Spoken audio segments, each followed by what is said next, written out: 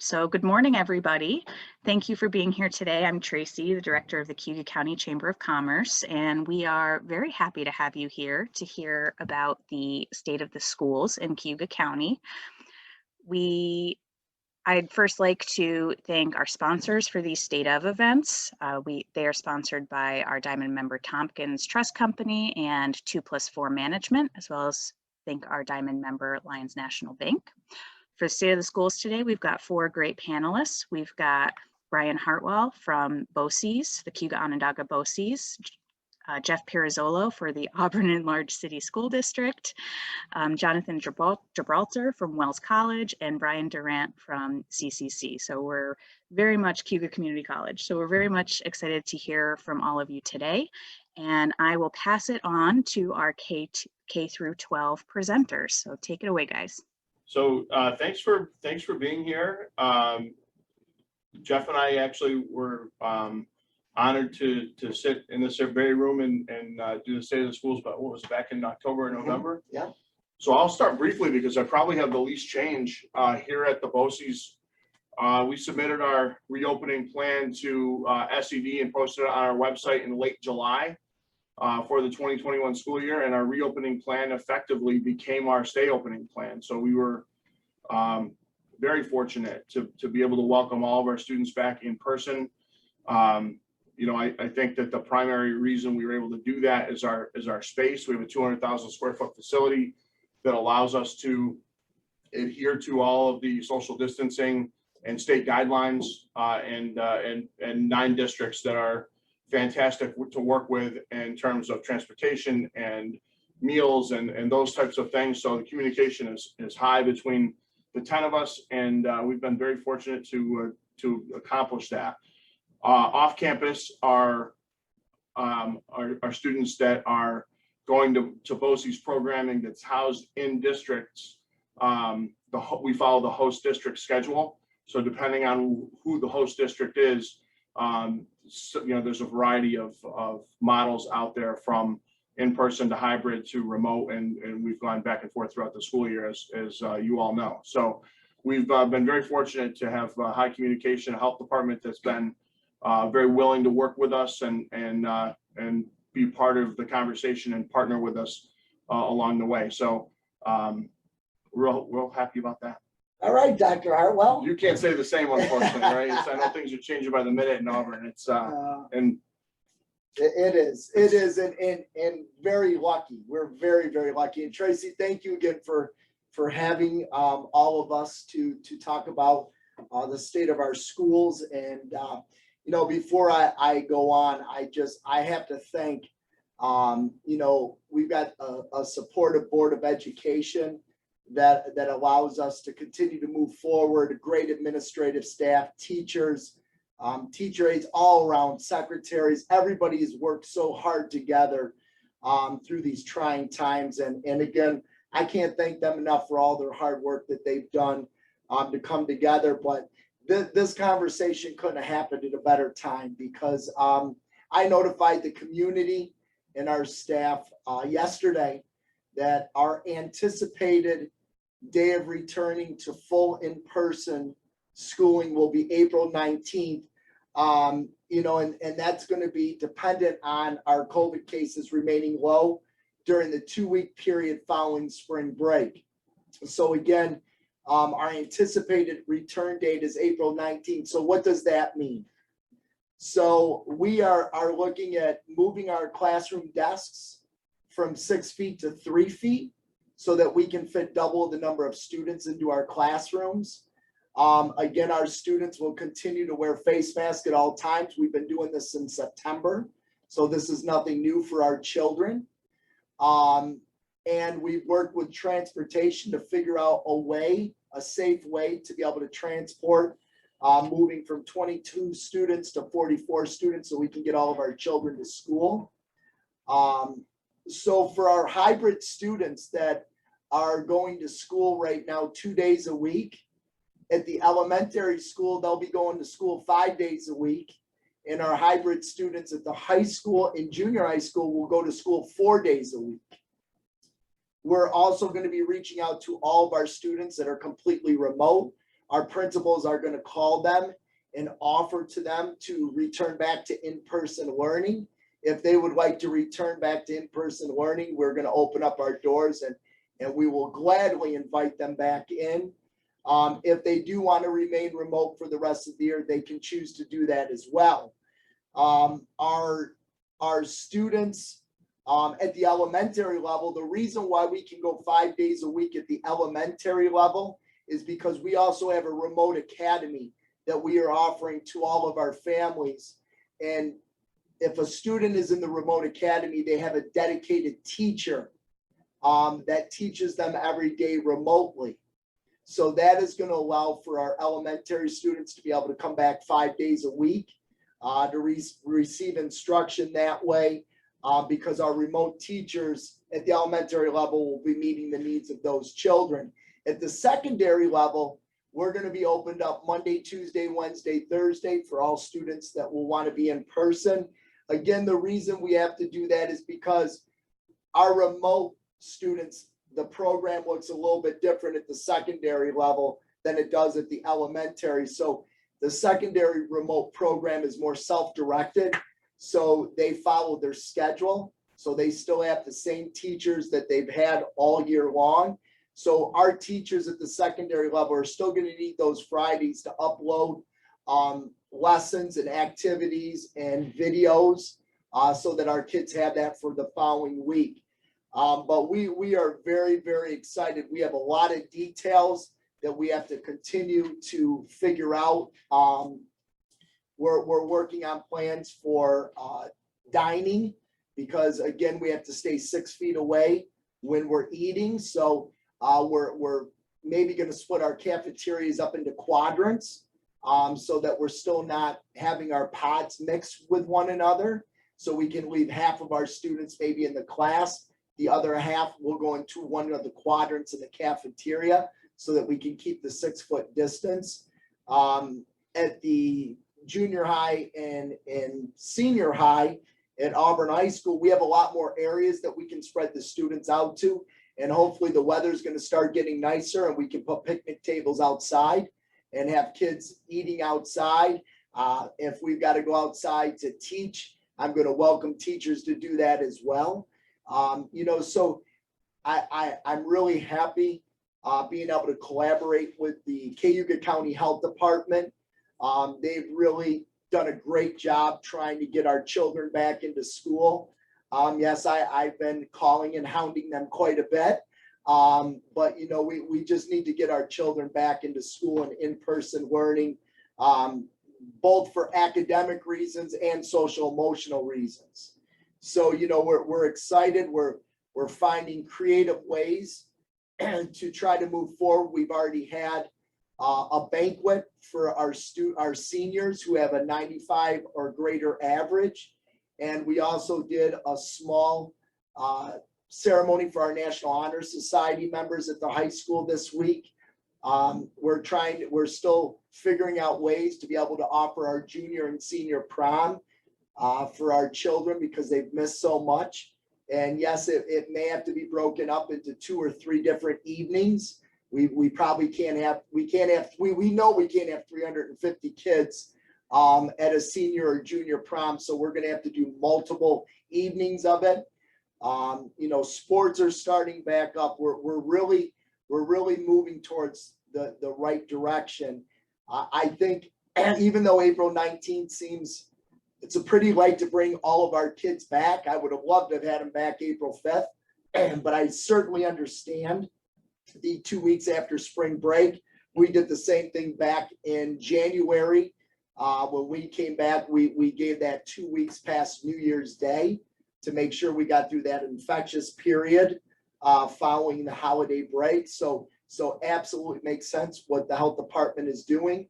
But what this is going to allow us to do is from April to June is to really make sure that what we're doing, we'll be able to roll back out in September and continue to do it safely for our children. We really don't know where we're going to be in September. So coming back, having the opportunity to come back in April is really going to benefit all of our schools in helping us plan for September. And before I I do pass it. I'm sure there's a lot of questions out there because there's a lot of logistics that we're still working out. Our administrative team with our teachers, we're already reassembling our buildings. We started last week, moving desks back into classroom at the 3-foot distance. So we're already starting to take care of those logistics, but we're going to continue to have little obstacles and hurdles throughout the way. But we're happy to take on those obstacles. And, lastly, I really would just like to thank our parents in the community. Our parents have turned into overnight teachers, and they've really been working hand in hand with our school districts and with our teachers, and thanking them for all their support. We couldn't have done it without them, and it's very tough putting that much work and pressure on our parents. But trust me, we are very happy to take your children back into our buildings 5 days a week. We've been waiting for this for over a year. So happy to say that we're going to continue to move forward, and we will do our best that we can, and we'll do it in a safe manner. Thank you. Great, thank you. So we're going to move on to Dr. Gibraltar now with Wells College. Thank you very much, Tracy, and thank you for organizing this session. And it's a pleasure and a privilege to be here with my esteemed colleagues in BOCES and K-12 and my good friend Brian Durant and colleague. On the call also, while cameras tend to be off, is Marion Brown. Marion is, there she is. Hi, Marion. Marion is the director of our Center for Sustainability and the Environment at Wells College. She has been, she's also a faculty member, has been very instrumental in getting Wells recognition nationally and in Princeton Review for our sustainability efforts. And as well, Marion is the chair of the Cayuga Community College board. So she plays a dual role in helping to keep our two institutions very well connected. Also want to introduce Chris Pollock. Chris is hovering in front of Cayuga Lake as I'm hovering over the campus. And Chris is the Director of Marketing and Communications at Wells College. It's great to be here with you. And, just to give you some context, a year ago, all of us were forced to go fully remote and shut down our campuses. Our faculty and staff had to immediately begin to work from home. A year ago, we sent all our students home. And in fact, we had students from Doshisha Women's College in Japan that we had to get home. We had close to 200 students studying in Florence, Italy that we had to get home. So when the pandemic hit, you have to well imagine that this was an enormous adjustment that we had to make. And at that time, many of you who live in Cayuga County may well remember that I sent out an announcement that our good friend Kelly Rushalou, who's in this call from the Auburn Citizen, talked to me. And but I sent out an announcement that said that if we couldn't bring students back in the fall for residential education, that after 152 years, it was possible that our college would forever close. That announcement did something that I didn't expect. It caused all of our many alumni to reach out to me and say, no, wait, we're not going to allow that to happen, and how can we help?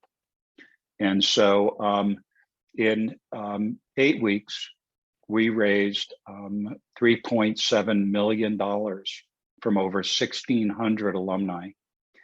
And in addition, had an anonymous foundation step forward and give us a $2 million loan that they converted to a grant, part of it to a grant. And in addition to that, because Wells is so small, less than 500 employees, we qualified for 2 Paycheck Protection loans, one of which has been converted to a grant The second one we expect to be converted to a grant. And then in addition to that, the federal stimulus phase 1, the CARES Act, phase 2, and now phase 3 have provided to us, as they have to Cayuga Community College and to K-12, an enormous source of financial support, not only for our students in need, but also to help to support our operating budget. But at the time, we knew that if we continued to do the same thing over and over again and anticipate that we might have a different result, well, that's the definition of insanity. So our trustees put together a comprehensive planning committee along with my cabinet, and we spent months putting together a plan for the future, a plan for prosperity for Wells College. And that plan has really paved a path for us to recover from the pandemic using all of the funds that I just talked about, make strategic investments, and rise up on the other side of this pandemic an even stronger institution. And I'll give you an example of one or two of the things that we're doing. So the board authorized us to make a very large investment in a comprehensive marketing campaign.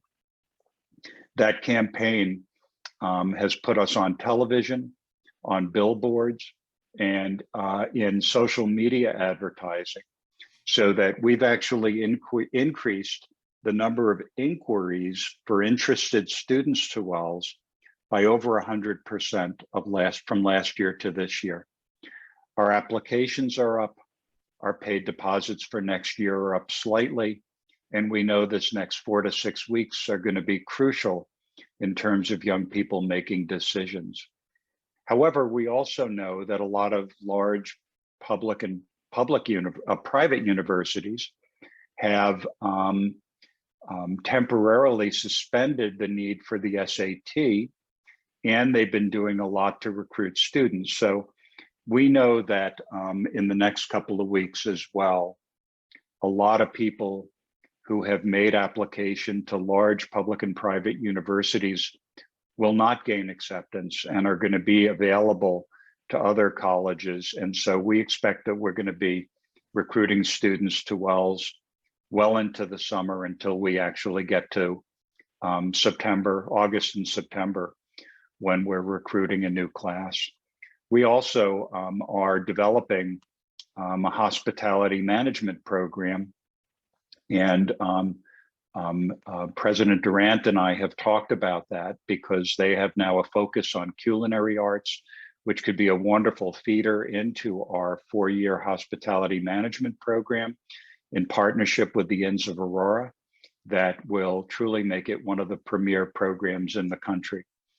I also want to say that, through all of this, the Cayuga County Department of Health has been a wonderful asset to us. We couldn't have done this work keeping our campus safe without them.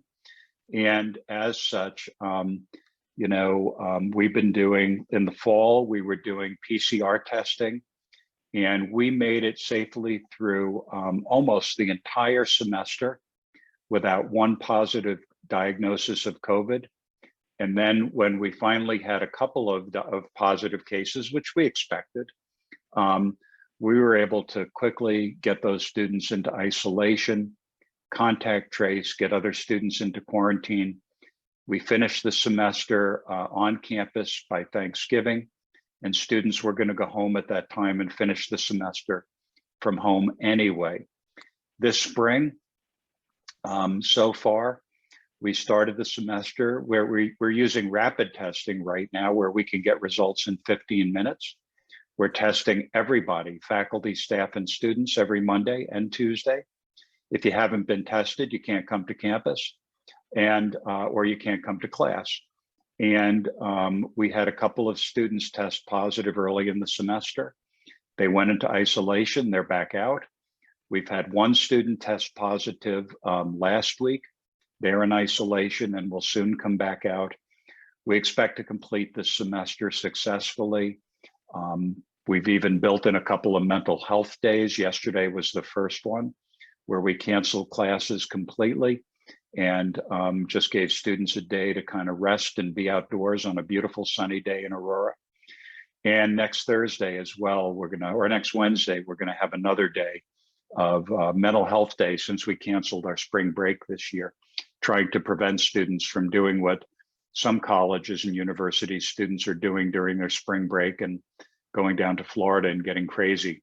We're pleading with our students to stay put, stay in Aurora, and we're trying to build activities to keep them very occupied. We're also planning for a possible in-person commencement in May. And in that, we would not have spectators, but our senior class officers, one of them said to me, I don't care whether you have an in-person commencement or not. I will be walking across the stage and somebody will be handing me my diploma. And you know what? That's what Wells is all about. Our students are activists. They're very involved in the day-to-day activities of the campus. And so when they tell me something's going to happen, my tendency is to listen to them.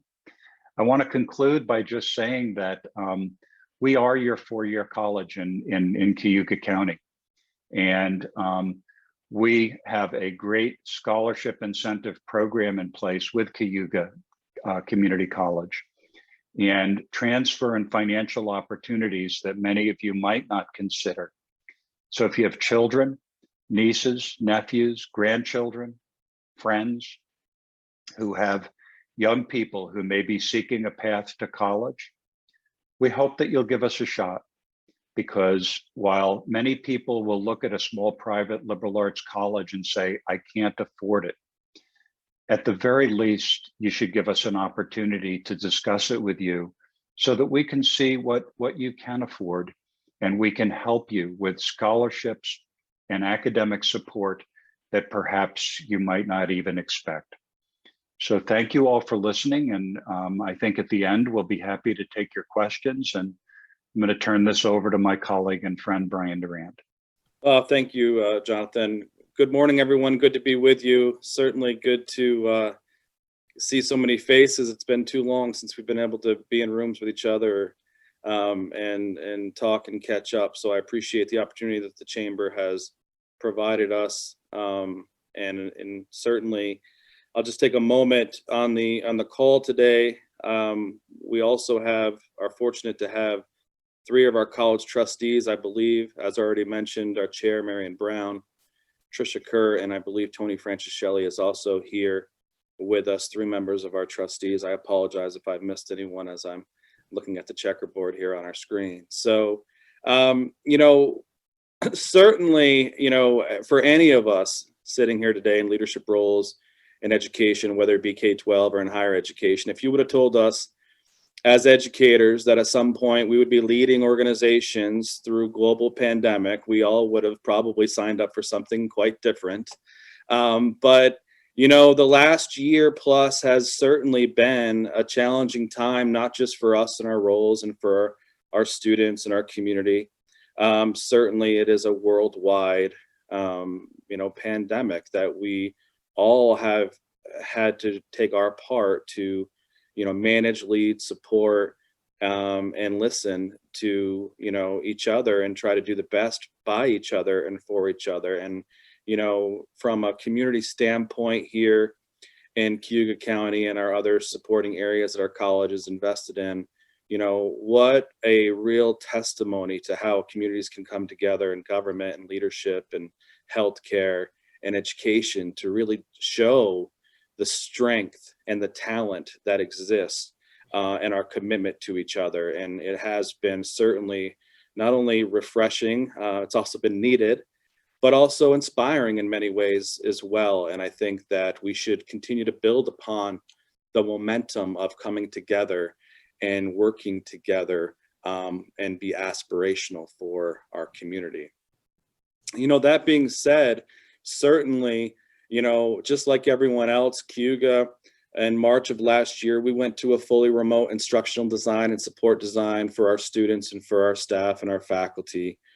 And we continue to do so through the entirety of this 2020-21 academic year, with the exception of highly technical courses focused primarily in things like nursing, technology, manufacturing, and so on. We made the conscious choice this year to have 90+% of our traditional courses that we offer in person to be remote or to be hybrid, keeping the density of our campus and a very manageable level, and trying to make sure that our students would have some anticipation of what to expect when she or he was choosing the courses that they were going to enroll in. And that continuity, we believe, has served us pretty well. And certainly is something that we're going to look to do differently in the fall. But one of the positives that I think, if we can find some silver linings in circumstance, of course, is related to the fact that we have seen tremendous resiliency from our students over the last year. Students that are learning in ways that they did not believe they would be or be successful in. And also as a higher ed practitioner, we see the positives, if there are some, and the fact that the children in K-12 have had some now remote experiences, self-paced and engaging from a distance. Those are technologies that several Cayuga students have been using for years and often have never had exposure to them in the way that they will now. And so we're trying to find the connectivity to what the development opportunity that's existed for learners in K-12 that can be part of the building blocks as they transition into higher education, in particular here at Cayuga Community College. I also want to speak a little bit to the innovation that our faculty have brought and delivered. Being able to make really within a moment's notice, if you will, to transition courses that had historically always been face-to-face, and just like that, be able to go remote and offer both synchronous and asynchronous instruction, be able to look at ways to connect with students from a distance, leveraging the technology that exists and meeting students where they're at. That commitment to the student and to the institution is what really carries and builds the spirit of an organization through a particular time. And without the innovation, our commitment of our faculty and staff, our students wouldn't have the experiences that they've been able to have and the continuity of their educational experience towards their goals. And certainly, as an institution, we have been challenged to leverage our technology to identify new emerging technologies to try to support the student engagement aspect of an institution outside of the traditional educational delivery, and things like academic support, tutoring, campus life, and so on. And these moments or these movements are going to be things that are going to continue in various ways, even when the next new normal will emerge over time as we move forward.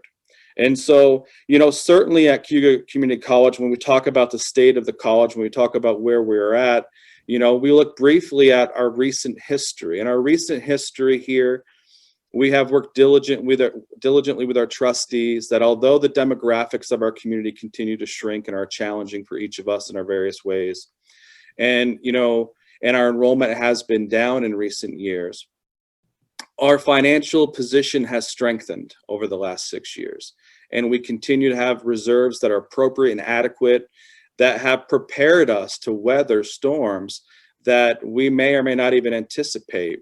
And so from a financial perspective, I want to make sure that our community knows that we are as stable as you can be during a global pandemic and in a moment where state aid is unknown, state future financing is certainly unknown, and we know that enrollment has declined and will continue to decline for community colleges based on historical trends.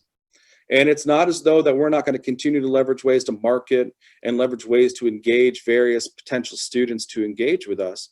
But we know historically that our school districts have been shrinking over recent time, and our traditional captures come from those districts as well as greater communities. So we know that we're all in this together. And the main priority at this point really continues to be as comprehensive as you can be. Even though that your resources may be dwindling, you need to make sure that you're maximizing them in a way that reaches your mission and certainly sets you on a path to achieve our particular visions. So our recent history, we have been focused on looking at partnerships that have allowed us to, I think, strengthen ourselves in various ways. Certainly, we have partnered with the city in recent years to build our athletic facility that the college has never had with Falcon Park. That's allowed us to give our students the experience that they deserve to compete intercollegiately in athletics. We have been able to partner and be able to secure, a childcare facility on Wall Street in Auburn that's allowed us to expand our childcare, nearly by 40 or 50 children to be able to serve, recognizing the community need that's been identified historically to need high quality and safe and reasonably affordable childcare in our community. We've been able to do that this year. We are also able to, partnering with school districts and others, recognizing a need. We created, like many others, a school age program to help families that may have children working remotely. And that's something we're able to put together in just weeks, like I know many of our other partners in our community were able to do as well, just showing that being connected with each other identifies issues, identifies problems, and looks for solutions. And certainly, we also are very excited about, in the coming weeks and months, the opening of our culinary arts facility that was mentioned earlier. That is something that would not have happened without a partnership with the city and their inclusion for their visioning for a downtown revitalization initiative. That, in essence, without that funding, we would not be able to create this facility that not only supports a program that we wanted to offer as an institution, but supports the hospitality and tourism industry of our region, which we know is one of our largest and most significant economic drivers. Demonstrating our connectivity to our industries, to our schools, both in K-12 and in four-year partners, shows the hub that we are and can be and need to be to provide various pathways for our students to furthering higher education and to furthering workforce readiness and ultimately to employment. And that is a big piece of what we're trying to do. The next part of our system that we're looking at right now, already supported by our trustees, is on our Fulton campus. We'll be going out to bid shortly to build an advanced manufacturing institute that's funded by partners in private industry to be able to build an institute focusing on manufacturing technology and supporting an industry in Oswego County and a workforce training development center there that's going to pay dividends towards a need and a training population that has been identified for years. This facility is going to allow us to be able to serve that community in a greater way.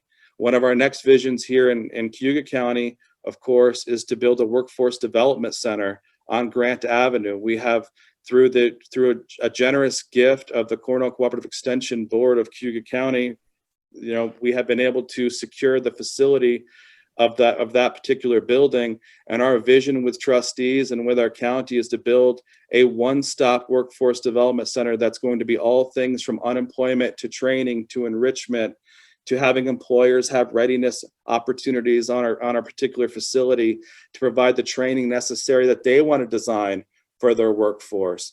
And just finding another community asset that's partnering with multiple agencies, maximizing facility, increasing access, increasing utilization, and knowing that something like that will not be as strong as it can be without several partners and a community buy-in that we're looking for and already believe that we have.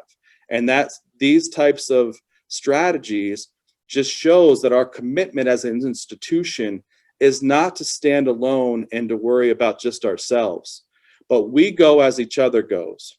And so if we work together, and we're going to be able to identify how we can maximize these resources, create the programmings that are necessary for training and for transfer, and we'll move forward.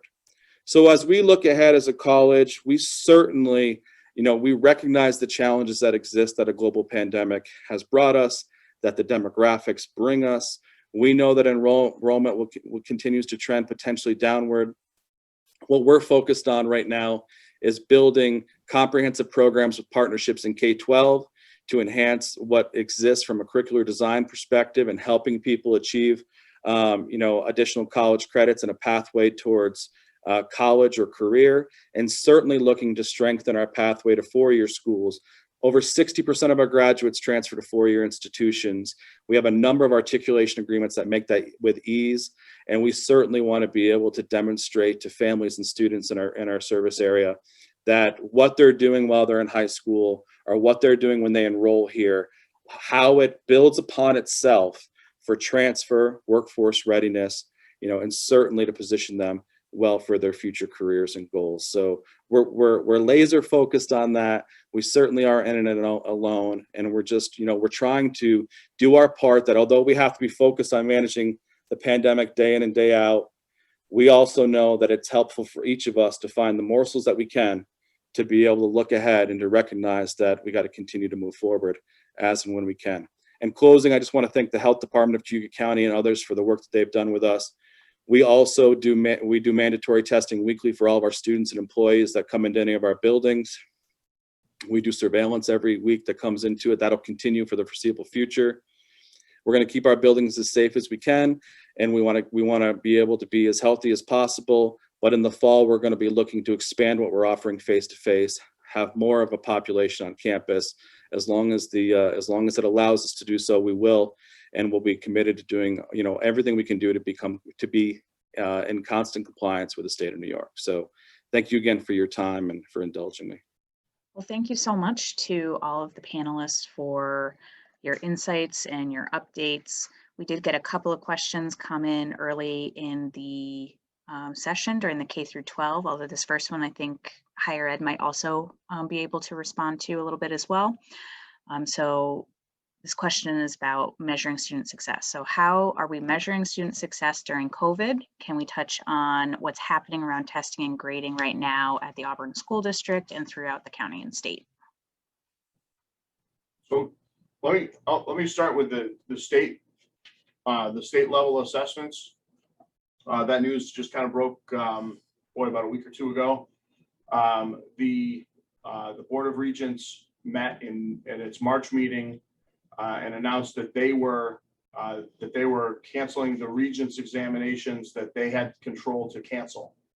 So prior to that, they discussed that there are 4 Regents examinations: Earth Science, Living Environment, Algebra 1, and ELA, English Language Arts, that are tied to the Every Student Succeeds Act, ESSA, which is a federal act that replaced No Child Left Behind. And that, in addition to 3.8 testing, we had requested a waiver from the federal government, and the initial waiver request was denied. So the denial of that waiver means we have to move forward with administering those exams for in-person learners, as those exams will not be offered remotely. 3.8 testing, the testing window is right here around the corner, and obviously the 4 Regents exams will be in June. So that testing schedule is out. The New York State Department of Education is still in communication with Ian Rosenblum at the federal level, and is asking to be heard once again. And they have 120 days to respond. So we'll see what happens with regard to that. All August Regents examinations have been canceled, including the 4 aforementioned Regents exams. So that's really what's going on with the state level testing. And I'll let Jeff talk about what's going on, particularly at Auburn, in terms of formative and summative assessment along the way. Thank you, Dr. Hartwell. And Brian gave you a great update of where we are when we're looking at local 3 through 8 assessments and Regents exams. We have continued to do our local assessments, whether it's through DIBELS, reading program, math. But again, it goes back to equity, right? So students that are hybrid, that are coming in 2 days a week versus those students that are completely remote. As you know, there are students that it's been very difficult for us to stay in contact with. We do many home visits, many home calls to try to engage students, but the equity piece is a huge piece. So when we're looking at 3 through 8 assessments, my question to the state is, what are we assessing? Students have been out of school for a year and 2 months. School districts, not just Auburn, but all of our school districts, whether it's in our county, expanded through the state, through the country, that equity piece really plays an important role, because there are some children that have been disengaged throughout the year and a half, and we continue to do our best to do assessments with our children, but we know we're not reaching all kids. So we will continue to move forward and provide the assessments that the federal government has told us we need to, such as the 3 through 8 assessments and the 4 Regents exams. We will be offering those, but again, for Auburn, a lot of our school districts in our county have a very low remote rate. We at one point were at 56% at our high school alone. So, you know, we had close to 50% of our children that were completely remote. We cannot assess our remote students. We can only assess those that are in person. Hopefully with the April 19th, with us opening up our doors and bringing back into full in person, that will bring more kids back into school. At least that will give us some time to assess where they're at. And again, I look at it a little bit differently. I'm almost looking at this as a baseline assessment to see what our kids have lost over the last year and few months. But also with us being able to bring them in and hopefully with receiving some federal aid, we're going to be able to expand some of our programs to address that learning loss from now until June. We're looking at doing some after school programming with kids, summer school. I don't even want to use the term summer school because that's really not what it's going to be. It's going to be skill-based to address that learning loss. We're creating programs K through 8 to really address that learning loss and building those skills that kids are going to need. At the secondary, it will be more of credit recovery like it has been in the past. So we will continue to utilize the assessments, but we'll utilize them to our advantage and more of a baseline when we look at it that way. Thank you, Tracy. Thank you. And Dr. Durant, Dr. Gibraltar, did you have anything to add about how these assessment or how you're assessing students at the higher education level? Has anything changed? Well, from my perspective, Tracy, you know, I think the thing that has changed most, especially early on in the pandemic when we were fully remote, had to do with students' access to resources to be connected to their faculty and to their classes.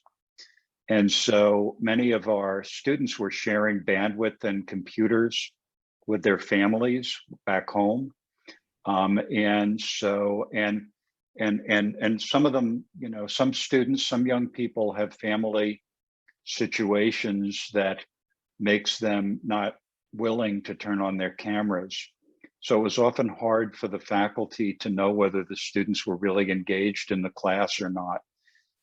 However, having said that, you know, all of higher education, and Wells is no exception, we did have larger than normal numbers of students who left, who decided to take a gap semester or a gap year. And so our retention of students is kind of an anomaly and is lower than it's been in a long time. Having said that, though, now that students are back in class, we actually were the recipients this year of a federal TRIO grant. That is a $187,000 a year for 5-year grant that provides academic and emotional support to students who are economically disadvantaged, to those who may be from first generation families who are the first in their families to go to college, and to those who have a reported disability. So we have now built out an entire infrastructure through the grant to make sure that our students get additional support services. But, you know, listen, counseling services Our students have been under an enormous amount of emotional stress and strain. We have more, what do we call them, wellness animals on campus and residence halls than we've ever had. I've never seen so many students with hamsters and gerbils and cats, but they're stressed out. We're doing telecounseling. We have personal counselors, but this has been a stressful time. So, and we've been fully in person, and only those students who volunteer to connect remotely will do so. But other than that, the vast majority of our students are living in our residence halls, eating in our dining halls.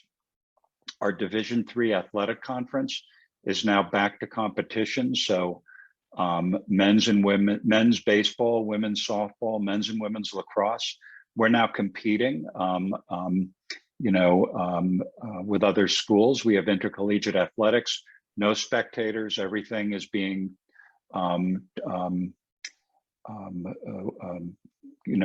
filmed and shown, streamed live, that's the word, right? Streamed live so that parents can see their students participate. But, we're looking for a real recovery next year. And, one of the things that, I don't know if, the State University of New York writ large is going to be requiring students to be vaccinated. But, this week, the governor has made it clear that all faculty and staff at colleges and universities are now eligible to be vaccinated, no matter what age, no matter whether they're in person or remote.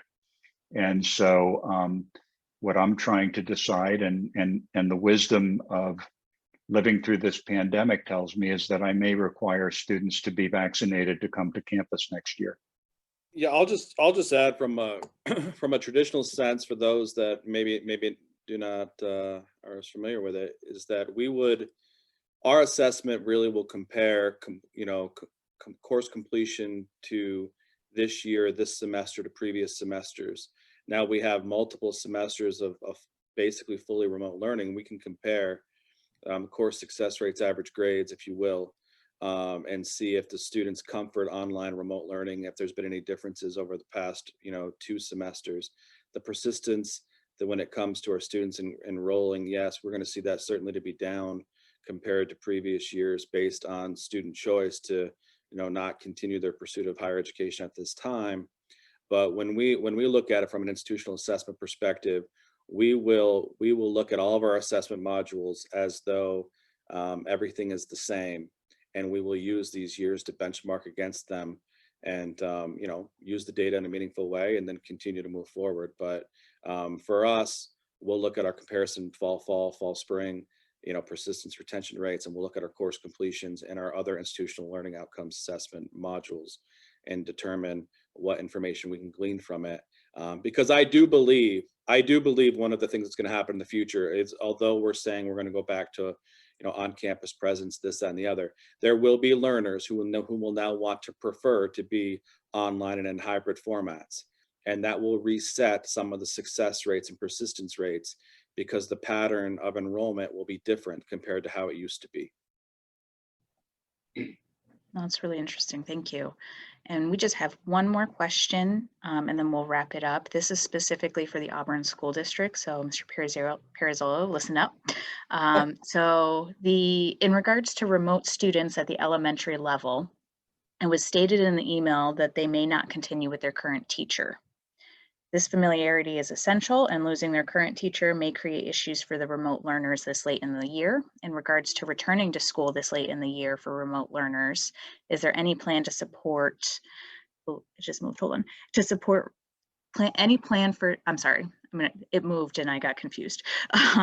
In regards to returning to school this late in the year for remote learners, is there any plan for support regarding their transition, as most of the kids haven't been in the classroom for over a year? Yeah, and that's a great question that I'm sure our parents are concerned.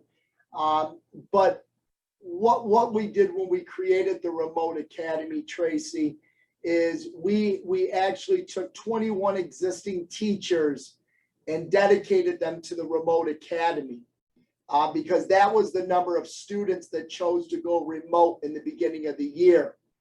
If we have a huge influx of children that want to move from the remote academy back to in-person every day, some of those teachers will have to go back into the classroom because our numbers will be too big for in-person.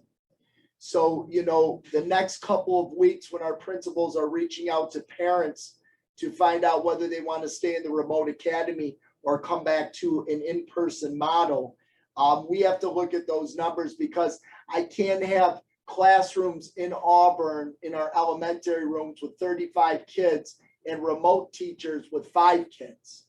So we really have to restructure that. And we had announced that earlier in the year, that if you had chose remote, that your teacher could change when we made that shift.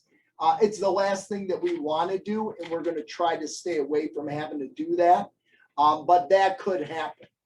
Thank you. And quickly, I am just going to, I got a note from Chris Pollock. Chris, I just asked you to unmute. Did you get that message? I did. Thank you so much. I just wanted to quickly share just a great story about an Auburn High School graduate named LaRonica Craven, who's at Wells now as a senior. We featured her on our social media this week after she was profiled in the Auburn Citizen paper. She's one of several women of color who was supported by the Beverly L. Smith Empowerment Initiative, which is based out of Auburn. I just think it's a really great example of how Cayuga County institutions are supporting each other and the young people of our county. If you go to the college's Facebook or Instagram accounts, you can probably find it pretty quickly. Okay, thank you. Yeah, it's always great to see how the institutions can work together and guide young people to a pathway that makes sense for everybody. So thank you for sharing that. And you know, any other questions that are coming in, we'll make sure to communicate by email. We'll make sure to get back to you on those questions. Trish, I see one from you. We'll get that passed around by email. But I do want to make sure to finish up by 11 a.m. for everybody's schedules. So again, thank you to our panelists today, Dr. Hartwell, Mr. Pirazzolo, Dr. Gibraltar, Dr. Durant. It was really great to see all of you and to hear these updates from the schools. We also, again, thank you to our sponsors, Tompkins Trust, 2+4 Management and Construction, and Lions National Bank as our Diamond member. Thank you to our board members, staff. I see some of you here. We appreciate all of your support and all you do to make these events possible. And finally, keep an eye on our upcoming events on the Chamber website, cayugacountychamber.com/events. The State of the County will be the last in our State of Series this year. That's next Wednesday, the 31st at 9 a.m. You can still register for that. Our award nominations are due today, so if you haven't gotten them in yet, make sure to get them in by the close of business today. We're excited about the nominees we've gotten. It's going to be really hard to choose the winners this year, but keep them coming. We always like to have those nominations in the mix. So that is also available on the website. And then there's just some good educational and informational sessions coming up. So do keep an eye on the website. And again, thank you to everybody for attending and for listening in. If you have any last questions, drop them in the chat and we'll make sure to address those by email. So have a great day, everybody. Thank you again to the panelists, and we'll see you again soon.